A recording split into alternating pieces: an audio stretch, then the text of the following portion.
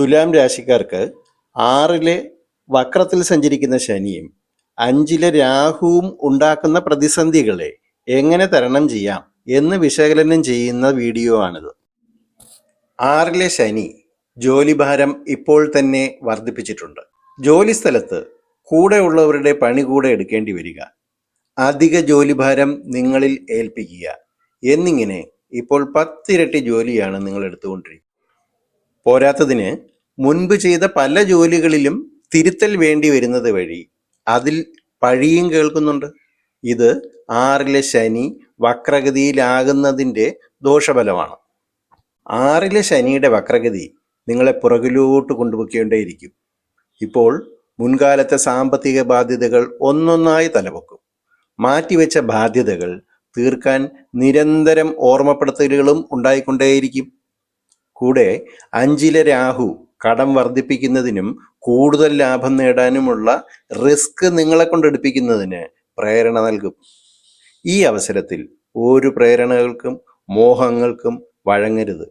കാരണം നിങ്ങൾക്ക് മുൻപോട്ട് പോകേണ്ട വാഹനം നവംബർ 28 വരെ പുറകിലേക്കാണ് സഞ്ചരിച്ചു കൊണ്ടിരിക്കുന്നത്. അധിക ജോലിഭാരവും കഠിനാധ്വാനവും നിങ്ങളുടെ വളർച്ചയുടെ ഭാഗമാണെന്ന് തിരിച്ചറിയുക. പരാതിക്ക് പകരം ഹാർഡ് വർക്കിനെ സ്മാർട്ട് വർക്കാക്കി മാറ്റുക. ശാസ്ത്രവിധി പ്രകാരം ശനിയാഴ്ചകളിലെ നീരാഞ്ജനവും വീട്ടിൽ എള്ളെണ്ണ വിളക്ക് കത്തിക്കുന്നതും ഗുണം നൽകും. 5-ലെ രാഹു മക്കളെക്കുറിച്ച് ചിന്തയും ആകുലതയും ഉണ്ടാക്കിക്കൊണ്ടേയിരിക്കും.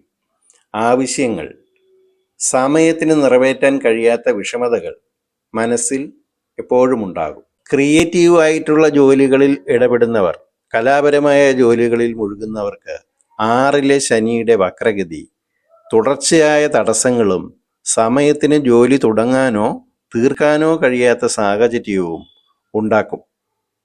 ശനിയുടെ വക്രഗതി തീരുന്ന മുറയ്ക്ക് മാത്രമേ ഇതിന് പ്രോഗ്രസ് പ്രതീക്ഷിക്കാൻ കഴിയുകയുള്ളൂ.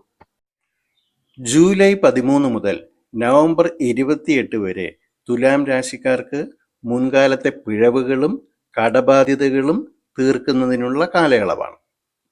വിശ്വസ്തരല്ലാത്തവരുടെ ശരിക്കുള്ള മുഖം തിരിച്ചറിയാൻ ഇക്കാലത്ത് ഇടവരും. നവംബർ 28 ശേഷം ശനിയുടെ ഗതി മുൻപോട്ടാകുന്നത് മുതൽ തുലാം രാശിക്കാർക്ക് ജോലിയിലുള്ള സന്തോഷവും കടബാധ്യതകളിൽ നിന്നുള്ള ആശ്വാസവും ഞങ്ങൾ ഉറപ്പുതരുന്നു.